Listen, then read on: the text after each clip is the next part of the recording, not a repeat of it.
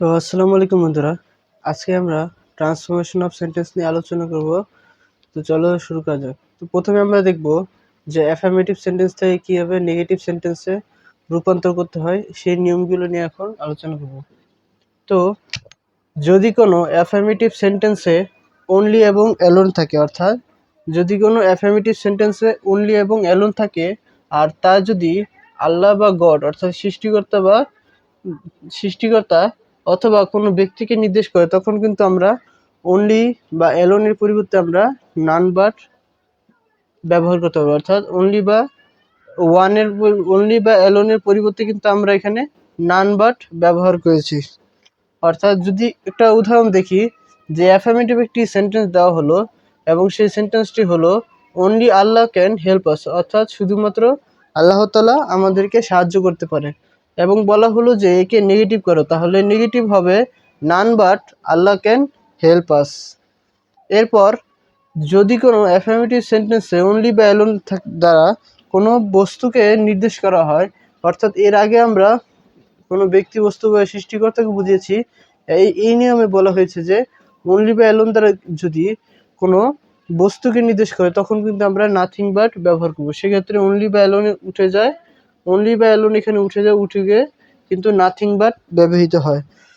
এখানে একটা উদাহরণ দেওয়া হয়েছে যে অ্যাফার্মেটিভ সেন্টেন্সে যদি বলা হয় যে a child likes only sweet, অর্থাৎ a child likes only sweet, তাহলে নেগেটিভই হবে যে এ চাইল্ড লাইকস, এরপর অনলির পরিবর্তে আমরা বসাবো nothing but, a child likes অনলির পরিবর্তে নাথিং বাট সুইট।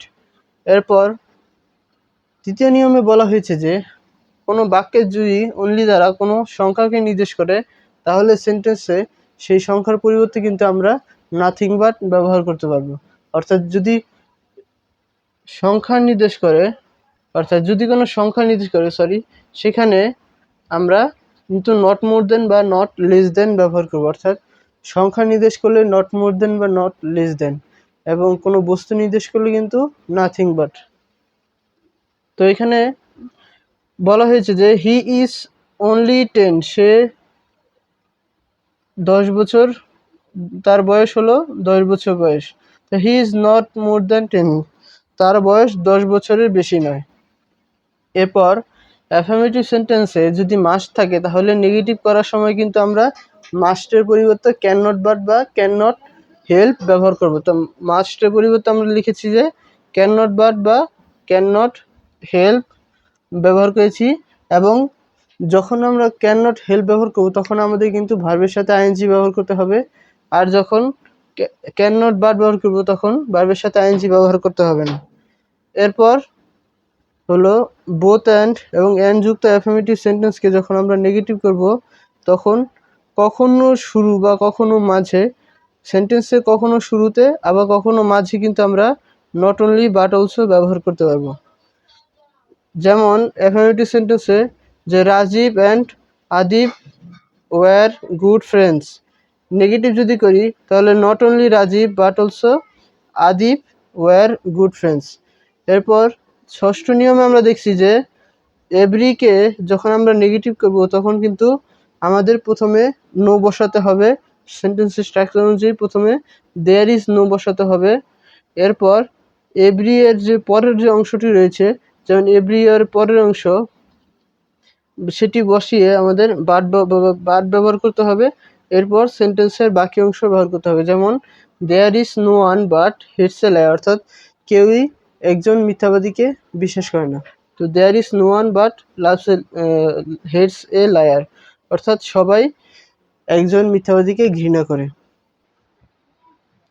তো বন্ধুরা, এখন আমরা সপ্তম নম্বর নিয়ম নিয়ে আলোচনা করব। এখন তোমরা দেখবে যে অ্যাজ সুন এজ কে আমরা কিভাবে নেগেটিভ করব।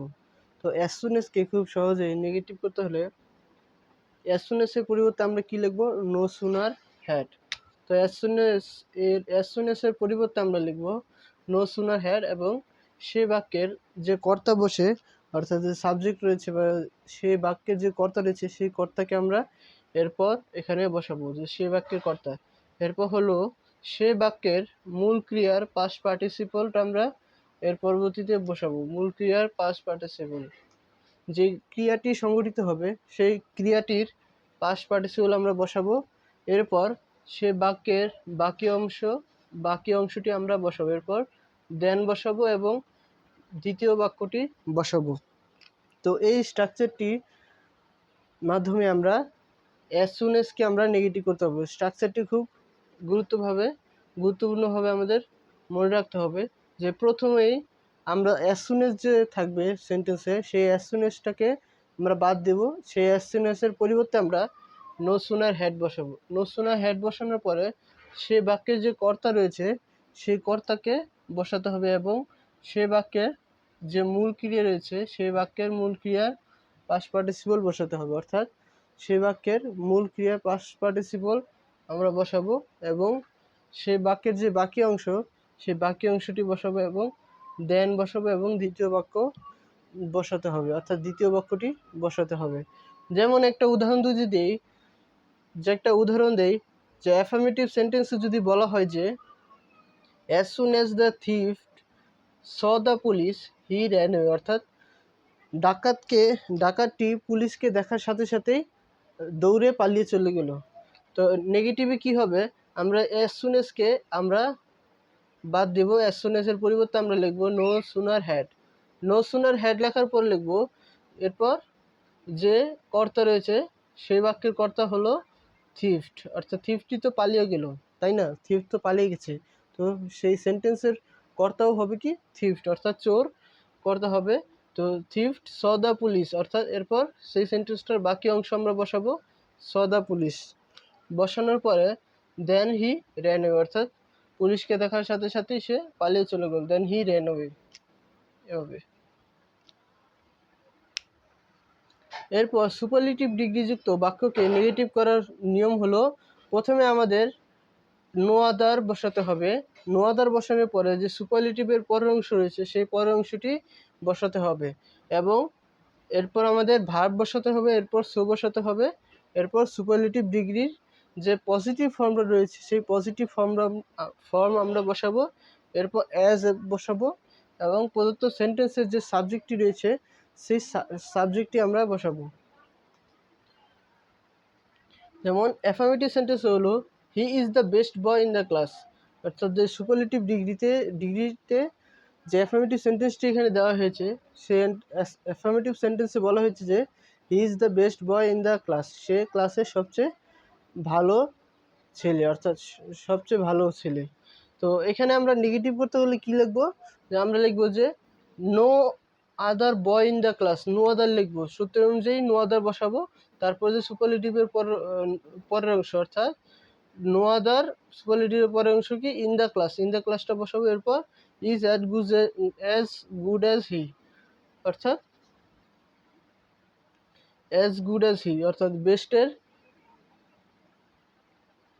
বেস্টেরই একটি ফর্ম হলো যে বেস্টেরই পজিটিভ একটি ফর্ম হলো গুড, অর্থাৎ বেস্ট বেটার এবং গুড এখানে বসালাম। তো এই সেন্টেন্সটি নেগেটিভ হয়ে গেল। এরপর অ্যাফার্মেটিভ সেন্টেন্সকে নেগেটিভে রূপান্তরের সময় আমরা 9 নম্বর থিওরিতে দেখছি যে এখানে বলা হয়েছে এই নিয়মে যে অ্যাফার্মেটিভ সেন্টেন্সকে যখন আমরা নেগেটিভে রূপান্তর করব তখন সেন্টেন্সের মধ্যে অবস্থিত যে অ্যাফার্মেটিভ শব্দটি রয়েছে সেই অ্যাফার্মেটিভ শব্দটিকে নেগেটিভ রূপ বসাতে হবে, অর্থাৎ যে অ্যাফার্মেটিভ সেন্টেন্সটি রয়েছে সেই অ্যাফার্মেটিভ শব্দ, তো অ্যাফার্মেটিভ শব্দের নেগেটিভ রূপ আমরা প্রথমে বসাবো। বসানোর পরে নেগেটিভ শব্দটা রয়েছে তার পূর্বে নট বসাতে হবে, অর্থাৎ নেগেটিভ শব্দের পূর্বে আমরা নট বসাবো। যদি এখানে একটা উদাহরণে বলা হয়েছে যে আই শ্যাল রিমেম্বার ইউ, অর্থাৎ আমি তোমাকে মনে রাখবো। তো এখানে বলা হচ্ছে I shall not forget you, অর্থাৎ আমি তোমাকে ভুলে যাবো না, তাহলে ঘুরে ফিরে কিন্তু একই হয়ে যায়। এরপর 10 নম্বর রুলসে বলা হয়েছে যে অলওয়েজ যুক্ত অ্যাফার্মেটিভ সেন্টেন্সকে যখন আমরা নেগেটিভ করব তখন অলওয়েজের পরিবর্তে নেভার বসাতে হবে, অর্থাৎ যখন আমরা অলওয়েজ যুক্ত অ্যাফার্মেটিভ সেন্টেন্সকে নেগেটিভ করব তখন আমাদের অলওয়েজের পরিবর্তে কি নেভার বসাতে হবে। এরপর অ্যাফার্মেটিভ শব্দের বিপরীত শব্দটি বসাতে হবে, অর্থাৎ অ্যাফার্মেটিভ যে শব্দটি থাকবে অ্যাফার্মেটিভ সেন্টেন্সে, সেই অ্যাফার্মেটিভ শব্দের সম্পূর্ণ একটি বিপরীত শব্দ আমাদের বসাতে হবে। যে আই অলওয়েজ অ্যাগ্রিড উইথ হিম, যে একটা উদাহরণ দেওয়া হয়েছে অ্যাফার্মেটিভ সেন্টেন্সে, সেটা হলো যে I always agreed with him, অর্থাৎ আমি সবসময় তার সাথে সম্মতি প্রদান করতাম, তার সমর্থন করতাম, তার সে যাই বলতো তার সাথে আমি সম্মতি প্রদান করতাম। তো I always agreed with him. নেগেটিভে কী হবে?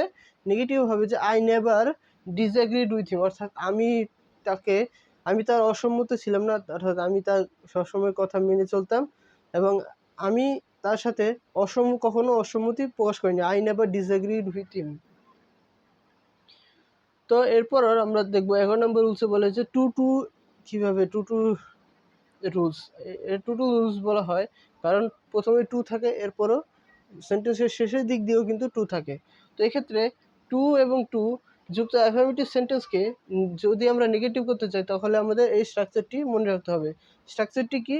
স্ট্রাকচারটি হলো subject plus verb plus so plus to এর পরের অ্যাডজেক্টিভ বা অ্যাডভার্ব, এরপর কী হবে দ্যাট প্লাস প্রথম সাবজেক্ট আবার বসবে, অর্থাৎ দ্যাটের পরে প্রথম সাবজেক্টটা কিন্তু আবার বসবে, এরপর টেন্স অনুযায়ী can not could not plus প্রদত্ত, ক্যান নট কুড নটের পরে কিন্তু প্রদত্ত টু এর পরের অংশটি বসবে, অর্থাৎ ক্যান নট কুড নটের পরে কিন্তু প্রদত্ত যে টুটা থাকবে, শেষের যে টুটা থাকবে প্রদত্ত টু এর শেষের মানে TO2 সে পরের অংশটি থাকবে, অর্থাৎ সেই টু এর পরের অংশটি বসাতে হবে। যেমন একটা উদাহরণ দিই, he is too weak to go, অর্থাৎ সে এতই দুর্বল যে সে যেতে পারেনি। তাহলে হি ইজ সো উইক, অর্থাৎ স্ট্রাকচার মিলিয়ে দেখতে হবে। হি সাবজেক্টের পরে ভার্ব হলো ইজ, এরপর হলো স্ট্রাকচারের সো, এরপর হলো টু এর পরের অ্যাডজেক্টিভ অ্যাডভার্ব এখানে উইক, তাহলে এখানে উইক বসালাম। এরপর স্ট্রাকচার অনুযায়ী দ্যাট বসাতে হবে। দ্যাট বসানোর পরে যে প্রথম যে সাবজেক্টটা রয়েছে সেই সাবজেক্টটি আমরা পুনরায় আবার লিখব। পুনরায় লিখলাম যে হি এর পরে আমরা can not could not tense অনুযায়ী বসাতে হবে। যেহেতু এটা প্রেজেন্ট টেন্স আছে সেহেতু এখানে ক্যান নট বসবে, তো আমরা ক্যান নট বসালাম। এরপর হলো যে অবজেক্টটা রয়েছে, মানে অবজেক্টটা হলো গো, সো অবজেক্টটি বসিয়ে দিলাম। তো এভাবেই আমরা এই রুলসটি কমপ্লিট করলাম। এরপর হলো অ্যাজ বা অ্যাজ, অর্থাৎ অ্যাজ যুক্ত সেন্টেন্সকে যখন আমরা নেগেটিভ করব তখন আমাদের অ্যাজের স্থানে কিন্তু নটলেস বসাতে হবে, তাহলেই সেন্টেন্সটি হয়ে যাবে এবং শেষের দিক দিয়ে অ্যাজের জায়গায় আমরা দেন বসাবো। অর্থাৎ অ্যাজ কিন্তু এখানে দুইটা, প্রথম অ্যাজের ক্ষেত্রে আমাদের নটলেস বসাতে হবে আর শেষের অ্যাজের ক্ষেত্রে আমাদের দেন বসাতে হবে, তাহলে কিন্তু সেন্টেন্সটি কমপ্লিট হয়ে যাবে। তো এখানে দেখছি যে he is as wise as you, he is as wise as you, sorry he is as wise as you, তাহলে সে তোমার মতোই বুদ্ধিমান। তার এরপর নেগেটিভ যদি করি তাহলে he is not less wise than you, অর্থাৎ সে তোমার চেয়ে কম বুদ্ধিমান নয়। He is not less wise than you. এরপর হলো মাছযুক্ত অ্যাফার্মেটিভ সেন্টেন্সকে নেগেটিভ করার সময় মাছের পরিবর্তে কিন্তু নট এ লিটল বসে, অর্থাৎ মাছযুক্ত অ্যাফার্মেটিভ সেন্টেন্সকে যখন আমরা নেগেটিভ করব তখন মাছের পরিবর্তে কিন্তু আমরা মাছের পরিবর্তে আমরা নট এ লিটল বসাবো। একটা উদাহরণ যদি দেখি তো এখানে বলা হয়েছে যে হি হ্যাজ মাচ মানি, নেগেটিভে কি হবে? He has not a little money, অর্থাৎ অ্যাফার্মেটিভে বলা হয়েছে হি হ্যাজ মাচ মানি, তার কাছে অনেক টাকা আছে, এবং নেগেটিভে বলা হয়েছে যে he has not much money, অর্থাৎ তার কাছে he has not a little money, অর্থাৎ তার কাছে খুব কম টাকা নেই, বেশি টাকা আছে। অর্থাৎ এখানে কিন্তু ঘুরে ফিরে কিন্তু সেন্টেন্সের অর্থটা ঠিক থাকছে, কিন্তু আমরা স্ট্রাকচারটাকে চেঞ্জ করে দিচ্ছি। তো এটাই হলো ট্রান্সফরমেশন সেন্টেন্স, এখানে শুধু অর্থ ঠিক থাকে, স্ট্রাকচার চেঞ্জ হয়ে যায়। এরপর এফ ইউ যুক্ত অ্যাফার্মেটিভ সেন্টেন্সকে যখন আমরা নেগেটিভ করব তখন কিন্তু এফ ইউ এর পরিবর্তে নট মেনি বসবে, অর্থাৎ এফ ইউ যুক্ত অ্যাফার্মেটিভ সেন্টেন্স যদি থাকে তখন আমরা সেই এফ ইউ এর পরিবর্তে কিন্তু নট মেনি বসাবো। যেমন অ্যাফার্মেটিভ বলা হয়েছে যে I have a few friends, অর্থাৎ আমার কাছে আমার কিছু বন্ধু রয়েছে, তাহলে I have not many friends, আমার বেশি অর্থাৎ আমার অনেক বন্ধু নেই, মানে তার মানে কি আমার খুব কম বন্ধু আছে, তো এক্ষেত্রে এই বোঝানো হয়েছে। এরপর 15 নম্বর বলা হয়েছে যে মেনি যুক্ত অ্যাফার্মেটিভ সেন্টেন্সকে নেগেটিভ করতে হলে মেনির পরিবর্তে কিন্তু নট এ ফিউ বসে, অর্থাৎ অ্যাফার্মেটিভ সেন্টেন্সে যদি মেনি থাকে তাহলে সেই মেনির পরিবর্তে কিন্তু আমরা এ ফিউ ব্যবহার করতে পারি, যে এখানে নট এ ফিউ ব্যবহার করতে পারি। একটা উদাহরণে যদি দেখি যে there are many student in the class, অর্থাৎ ক্লাসের মধ্যে অনেক ছাত্রছাত্রী রয়েছে। তাহলে নেগেটিভে কি হবে? নেগেটিভ হবে যে there are not a few student in the class, অর্থাৎ there are not a few student in the class, অর্থাৎ ক্লাসের মধ্যে খুব বেশি স্টুডেন্ট নেই, অর্থাৎ there not a few student in the class, অর্থাৎ নট এ ফিউ মানে কি ফিউ না, অর্থাৎ কম না, ফিউ অর্থ হলো কম, আর নট এ ফিউ অর্থ কি নট শব্দটা যোগ করে কিন্তু সেই অর্থের পরিবর্তন হয়ে গেছে, অর্থাৎ ফিউ অর্থ হলো কম, নট এ ফিউ অর্থ হলো কি কম না, অর্থাৎ there are not a few student in the ক্লাসের মধ্যে খুব কম পরিমাণে স্টুডেন্ট নেই, বেশি পরিমাণে স্টুডেন্ট আছে, অর্থাৎ এখানে ইনডাইরেক্টলি বোঝানো হয়েছে যে ক্লাসের মধ্যে বেশি পরিমাণে স্টুডেন্ট রয়েছে। এরপর 16 নম্বর হলো যে অ্যাফার্মেটিভ সেন্টেন্সে সামটাইমস যদি থাকে তাহলে নেগেটিভ করার সময় সামটাইমসের পরিবর্তে অলওয়েজ বসাতে হবে এবং তার পূর্বে নো বসবে, অর্থাৎ অ্যাফার্মেটিভ সেন্টেন্সে যদি সামটাইমস যুক্ত থাকে সেক্ষেত্রে আমরা সামটাইমসকে যখন নেগেটিভ করব তখন সামটাইমসের ক্ষেত্রে কিন্তু আমরা অলওয়েজ বসাতে পারবো। সামটাইমস মানে কি? সামটাইমস শব্দের অর্থ হলো মাঝে মাঝে, আর অলওয়েজ অর্থ হলো সব সময়। তো এখানে বিপরীত অর্থ আমরা বসাবো, অলওয়েজ এবং তার পূর্বে নো বসাতে হবে।